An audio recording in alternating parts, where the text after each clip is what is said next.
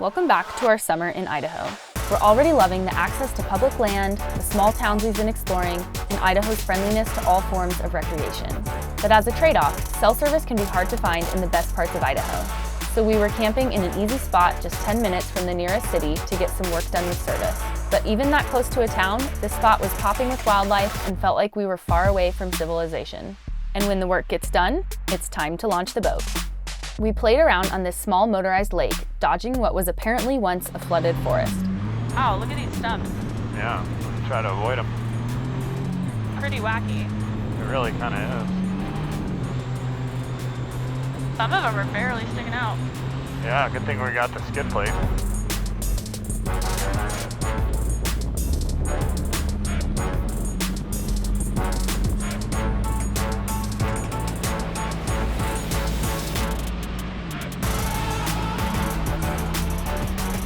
Then we found some shallow forks of the lake to drift through. We only need about 6 inches of water, but some of this got pretty shallow, and luckily there was a deeper spot to turn around in.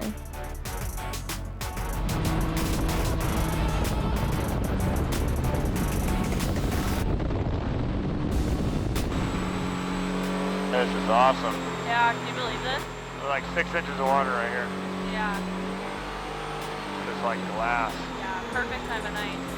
So rad.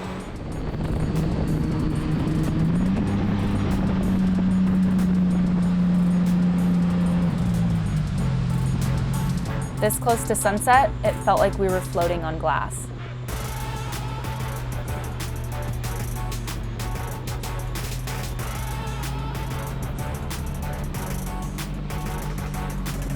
We passed by some camps, and we would go camp along the shores of the lake later that night.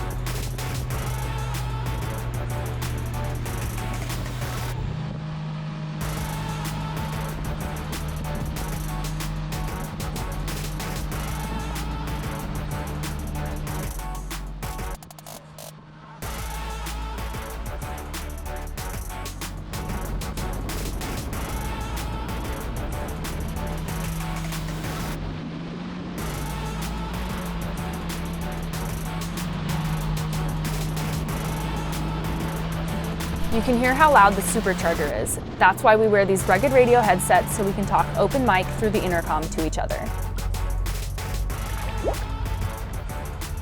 We were loving being this far north in Idaho. It wasn't getting dark until around 9:30, leaving tons of time to play, find camp, and enjoy every sunset. There were so many places we wanted to see in Idaho this summer, so we were moving about every 3 to 5 days, depending on the recreation there was to do in the area. Mostly, we seek out riding areas we find on Onyx or Gaia.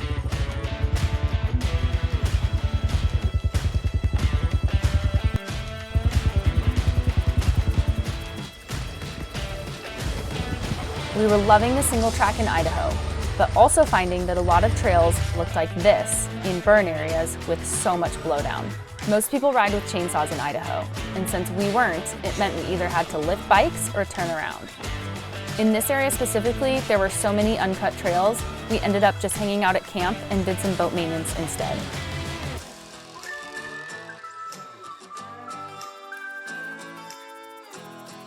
The temperatures were still in the high 90s, so the only way to cool down was to get back on the water. Blake had been installing an IBR system into our boat in the spring with help from our buddy Dan, but had several holdups getting it to work functionally. An IBR is an intelligent brake and reverse system, which is how a regular jet ski works. It's an electronic motor that lifts and lowers the bucket, which effectively switches you from forwards to reverse by diverting the flow of the jet. We'd finally figured out the problem, tracked down some new bushings, and installed them at our last campsite. This was our test to make sure it worked, and 3 months after starting the install, it was finally working. One of our favorite things about Idaho is the access to free and natural hot springs. Some are an adventure in itself to get to. Some are right off the highway, but they are all beautiful and clean and hot.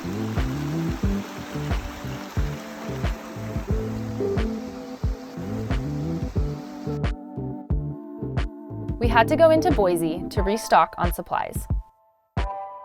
Sometimes RV life means doing projects at a Planet Fitness. And if you're lucky, there'll be a Home Depot right across the street for all your project needs. Sometimes RV life means sleeping in said Planet Fitness parking lot, and making ourselves right at home in libraries or hotel lobbies to get some work done. We knew we'd be spending the next month in small towns, so we did a ton of stocking up at Sam's Club and made sure we had any packages we needed sent ahead of time. On our last day in the area, we met some local mini jet boaters for a group run up a more technical river with Class 2 and 3 rapids. And this would be our first time hitting whitewater. We were going with locals who run this river a lot and were willing to show us their line through the rapids so we could follow and learn how to read the river. So I'll be honest, I was really nervous because neither of us have much experience with whitewater, but Blake was confident in the boat's ability because he had just installed an inducer impeller. This is essentially a dual impeller that allows the boat to have way more torque, instant acceleration, and handles aerated whitewater much better.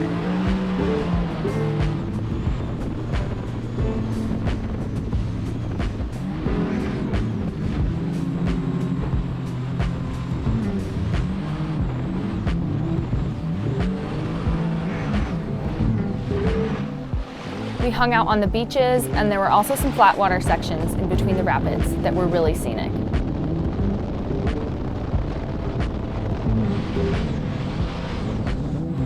The rapids got bigger as we went farther up the river, so it was a really good experience for us.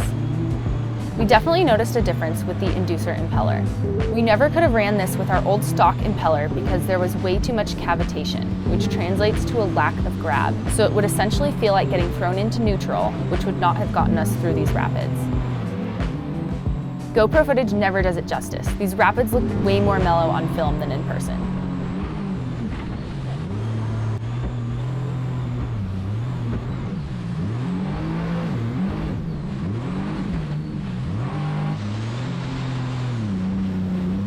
This was the funniest thing we never expected.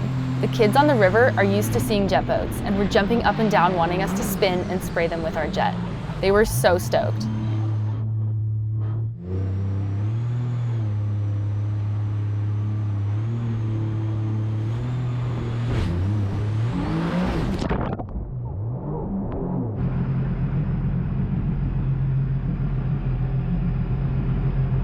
That was a good one.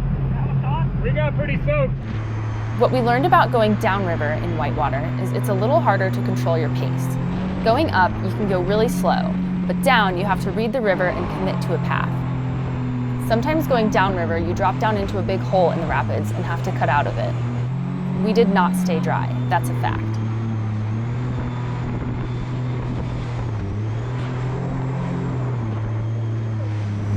We actually ran the river twice that day with these guys, so we got a ton of practice. And the second time down, we were a bit more smooth, having learned all the lines.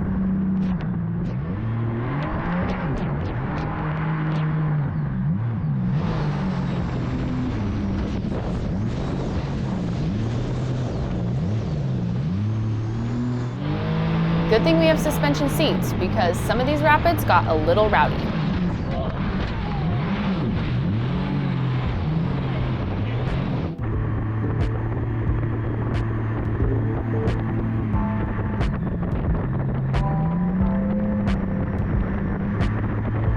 We were lucky we got off the water that day about 10 minutes before a huge thunderstorm, and this area of Idaho got more rain that night than they usually get all of July, and we ended up just sleeping on the side of the road that night, which is just how it goes sometimes.